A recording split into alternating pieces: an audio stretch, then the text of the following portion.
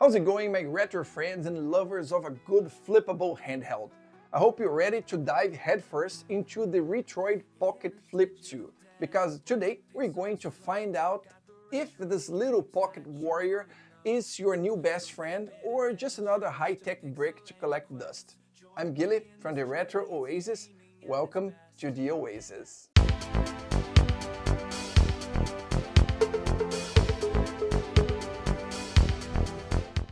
I bought this handheld with my hard-earned money, and even if Retroid decided to spoil me and send me one as a gift, you already know the house rule. My opinion here is my own and no one else's.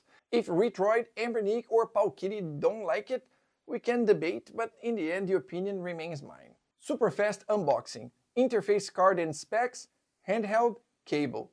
It can't get any more basic than that. It's like plain rice, no extra seasoning. And look at this. This flip design, man, it reminds me of an era of the cell phones where we'd open with style, like answering a secret call. But seriously, this hinge seems really robust. Like, I've already opened and closed about 50 times while drinking coffee because I'm a multitasker. No, you're not. He can't even talk to me if he's checking his phone. And the worst part, he almost spilled coffee on it. Well, it's true. I almost spilled coffee on it. But what matters is that after so much opening and closing, it's still firm and strong. Points for durability. But we'll talk more about that later. When it's closed, we have nothing on the left. On the right, we have the volume buttons. In the front, the memory card slot, USB-C port for charging and video output, and the headphone jack. On top, the shoulder buttons and the air vent for active cooling. And on the bottom, the air intake and the embossed Retroid logo. When it's open, we have two symmetrical thumbsticks on the top, the select, start, home and power buttons, and of course the D-pad and the face buttons, plus the two speakers. And the specs? They're here, pause it. They're basically the same as the Retroid Pocket 4 Pro and the Retroid Pocket 5, but now in a clamshell form factor that's pure charm. And why do I say that? Simple. We have two versions of this little guy. One comes with the Dimensity 1100 chip as the Retroid Pocket 4 Pro, which, for as long as I can remember, has always been out of stock on their website. The other, however, boosts the Snapdragon 865 from the Retroid Pocket 5. That's the model I have here. The highlight is the powerful chip with excellent compatibility and the delightful 5.5-inch 1080p AMOLED screen. Wow, I can't believe you made this far into the video. You have my sincere thanks. Since we got here together, don't leave me hanging, perform a flying kick on that like button and subscribe to the channel so you don't miss any of our technological adventures. Much obliged. Let's move on to the controls, starting with the D-pad. You must be tired of hearing me say that this is my favorite D-pad, the PS Vita style. And it's true. It's super soft with great rotation and no false diagonals. This D-pad is already a hallmark of Retroid and AYN, and these companies already have several devices with it. Because why fix what isn't broken, right? For some reason, I found that it offers a little more resistance than the Retroid Pocket Classic, which was released along with the Flip 2. But honestly, nothing that has a big influence on the gameplay. It has a rubber membrane underneath, but you still feel that pleasant click when you press it. The travel is short, and when pressed, it stays above the casing level. Moving on to the thumbsticks, they feature Hall sensors, the same ones Retroid and AYN have been using in their most recent devices. And it's good that they continue with these because they are truly excellent. They offer great rotation and a generous range, which makes all the difference in gameplay. There are other analog sticks with Hall sensors such as those on the Embernick RG506, but their range is much more limited. On the Flip 2, the solution was to recess them into the casing and leave considerable space around them. This ensures they maintain maximum range without hitting the sides. They are the type that can be removed and replaced with other compatible ones. But here's a but. Because it's a flip device, you need to check if everything fits properly when closing it. The same rule applies to analog caps. If you want to use it, you have to remove them every time you close the handheld. In the end, they are great analog sticks and worked amazingly in my Game Pass streaming sessions. Let's talk about the face buttons. They are the same ones used on the Retroid Pocket Classic with a flatter surface than most buttons out there. I personally prefer something more aerodynamic and with more subtle angles, like those on the Odin 2. But that's personal preference. They have a medium travel, and when pressed, they stay above the casing level, just the way I like it. Basically, they are great, super responsive, and will get the job done in all the games that you run here. The shoulder buttons, they're super basic. L1 and R1 are clicky with that characteristic sound of a mechanical keyboard.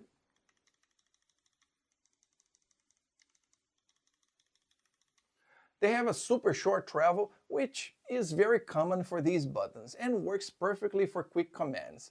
The triggers, on the other hand, are magnetic pressure triggers that will give you greater control in current games. And for streaming, they are, well, adequate. I don't consider them perfect because I think they could have slightly more travel, but we don't get always what we want, right? Anyway, they get the job done. Look, to be honest, the Flip 2 ergonomics positively surprised me. Far from being the best on the market, but it's perfectly acceptable for a device with this more boxy shape. At first, I thought my sausage thumbs would have problems, but I adapted quickly. I really like the fact that the analog sticks are symmetrical and on the top. This is great because my thumbs aren't as bent as they are on other devices. Here, they rest naturally on the analog sticks in a super comfortable position. And a personal tip, I prefer to play with the screen completely open. For me, it's the most natural way to hold the Flip 2.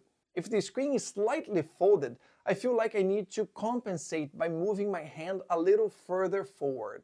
After playing like this for a while, my hand gets tired and without realizing, I end up raising the handheld to relieve the pain, and I find myself looking at the screen at a strange angle. With it fully open, that simply doesn't happen. Now, there are two little things about the ergonomics that bother me a bit, but nothing that ruins the experience. The first are the lower extremities of the device. They're not super pointy, but after holding it for a while, I felt some discomfort in the palms of my hands. The other is more of a fuzz on my part, I confess. It's hard to explain, but I have the feeling that there is a long distance between the right analog stick and the face buttons. I'm not saying the distance actually exists, but that's how I feel when I'm playing.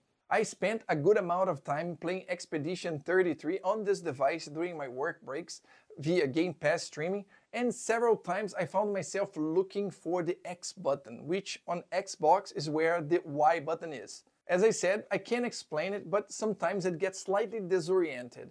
But to be fair, I end up getting used to it after a while. Overall, for a flip and boxy handheld, its ergonomics are quite reasonable. And honestly, I think it's one of those devices that could benefit from one of those custom 3D printed grips people sell online. That's just one small detail. With the grip, it would lose some portability, but maybe that extra comfort is worth it to you. Alright, let's be honest. Who hasn't dreamed of having a handheld that you can close and toss in your pocket or backpack without worrying about scratching the screen? The Retroid Pocket Flip 2 is here to make that dream come true, and it's not messing around when it comes to build quality. When you first pick it up, the feeling is, okay, this is serious. The hinge is the icing on the cake in any flip design. It has such a satisfying clack. When you open and closing, it's addictive. It's not loose, it's not flimsy, and it doesn't feel like it's going to let you down after 1,000 openings. It's firm, precise, and gives you that confidence that the console was built to last. And the material itself, yes, it's plastic, but it's a plastic that knows its worth. It's not one of those that makes you feel like you're holding a cheap toy. On the contrary, the finish is very smooth to the touch and exudes robustness. And since it's all matte, fingerprints are usually not a problem here, unless you're stuffing your face with Cheetos while you're playing. Ai, desculpa. Vou limpar, desculpa. Overall, the Flip 2 feels incredibly solid in your hands. It's the kind of device you trust to accompany you on your adventures when you leave the house. It will possibly become your faithful companion, ready for anything, and with a build that makes you think this one can take a beating. Here's a quick comparison of its size relative to other handheld devices. As for the software, we have the cherry on top, or perhaps the pinless grenade, depending on your level of patience. The Flip 2 runs Android, which in theory is wonderful. It means you have access to a universe of apps, emulators, and games from the Play Store. It's like having a gaming smartphone, but with real buttons and a more stylish design. But it's not a plug-and-play handheld like Embernic's XX series. The RG34XX SP, for example, already comes with games and doesn't require any installation. It's literally turn on and play. But of course, you're limited to the systems that will run here, as it's less powerful. If you haven't seen the review of this handheld yet, check it out. It's awesome. I'll leave the card over here for you. On the Retroid Pocket Flip 2, you need to install and configure all the emulators and put your games here, but it's much more powerful and will run heavier systems. There's a bunch of tutorials on YouTube that will help you to set everything up from scratch. Retroid made some changes to Android, making it more optimized for handheld, and in the quick menu, you find options like changing the button layout from retro to Xbox style, changing triggers from digital to analog, performance modes, fan speed, and of course, the lights around the analog sticks. According to Retroid, you should only use at Christmas, or if you want to drain your battery faster. And get your sunglasses ready, my friends, because now we're going to talk about the star of the show, the highlight that makes the Retroid Pocket Flip 2 shine brighter than a firefly on a dark night, the AMOLED screen. Seriously, when you turn this little guy on for the first time, your reaction will be something like, wow. The colors jump off the screen as if trying to escape a serial killer. The blacks are so black you think the screen is off until the Retroid logo appears, of course. And the contrast is worth of applause. Playing your retro classics on this screen is an almost religious experience. Those pixels you knew by heart on old monitors gain a new life, a brilliance you never imagined possible. It's as if your favorite games just came out of a luxury spa, rejuvenated and more beautiful than ever. You know that movie scene when the hero finally finds the treasure? That's the feeling when you find the screen. I'll do a quick comparison here with the Retroid Pocket 5 and the Embernic RG557, both with AMOLED 1080p screens. And honestly, I couldn't notice any difference between the Flip 2 and the Retroid Pocket 5. This is most likely due to both models having the same screen. In the case of the RG557, it loses a bit to the Flip 2 screen in terms of brightness. To give you an idea, for both models to reach the same brightness level, the Flip 2 is about 50% and the 557 is higher, at about 65%. As for the colors, both models are very similar, with them being beautiful and saturated, but I lean a little more towards the Flip 2. If you notice here on this part of the platform, the color is more vibrant on the Flip 2. On the 557, it seems a little more opaque. But as I always say, no one is going to be putting these devices side by side. All three AMOLED screens are gorgeous and you can't go wrong with any of them. Well, let's test some games. As I mentioned earlier, game streaming via Game Pass is a great experience on this device. Of course, this will depend on your connection, but the controls are responsive and I had no problems with buffering or lag like we used to have when playing Ultima Online with a dial-up connection.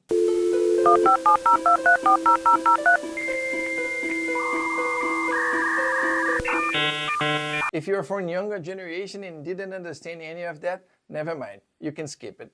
If you know what I'm talking about, it's pure nostalgia. I don't even need to go into detail about 8, 16 and 32-bit systems. We know that like the Retroid Pocket 5, everything will run smoothly. And as always, pixel art games look beautiful on this AMOLED screen, much better than they have any right to. PlayStation, Nintendo 64, Sega Saturn and Dreamcast perform very well here. Everything runs without stuttering and with optimized graphics.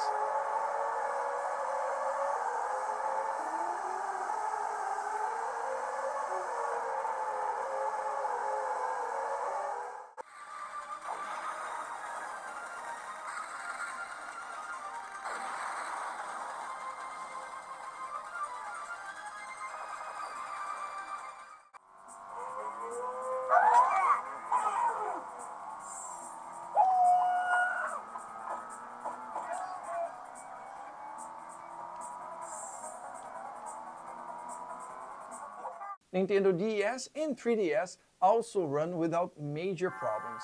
And since the display is 5.5 inches and widescreen, you can have both screens at the same time without needing to use a magnifying glass.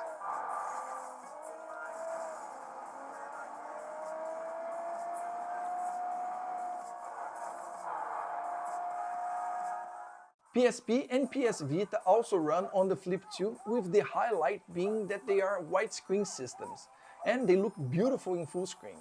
PSP shines with optimized graphics on this device, and PS Vita does well with games compatible with the emulator.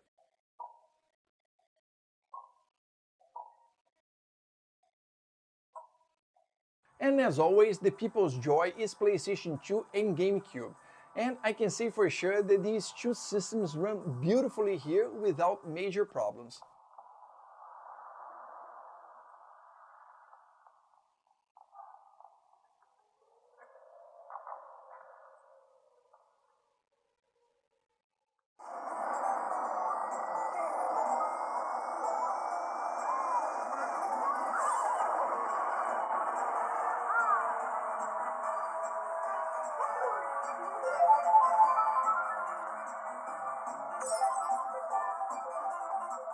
Wii U is another playable system here, and you'll be surprised by how good the games run.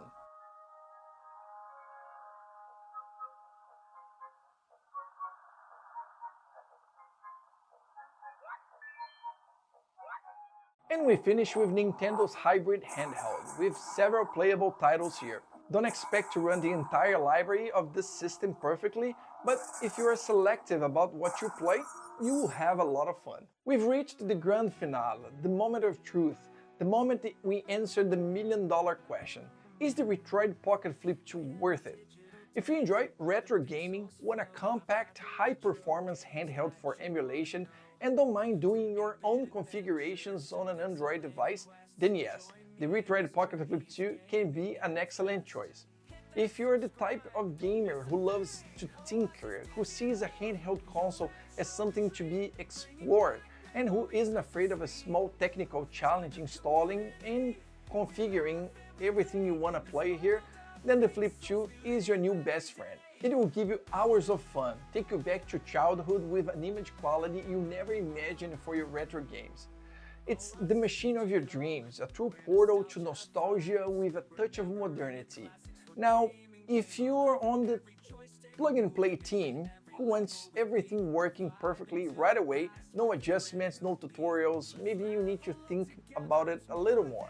But keep in mind that there is no device with this type of performance that comes pre-configured to run these heavier systems. So your choice is to get an already configured handheld that will run up to PSP, or dive into something like the Retroid Pocket Flip 2 and configure to your liking. But folks, configuring everything isn't that difficult. In the end, the Retroid Pocket Flip 2 is a handheld with a lot of personality. It's not perfect, but its qualities, the robust build, the jaw-dropping AMOLED screen, responsive controls, and the versatility of Android far outweigh its minor slips, like the ergonomics, which, although better than I expected, still take a while to get used to. It's a machine that invites you on an adventure, and if you accept the challenge, get ready to be rewarded with lots and lots of fun. But if you like this review, I'm sure you'll be interested in this one over here. But first, like, subscribe, and follow us.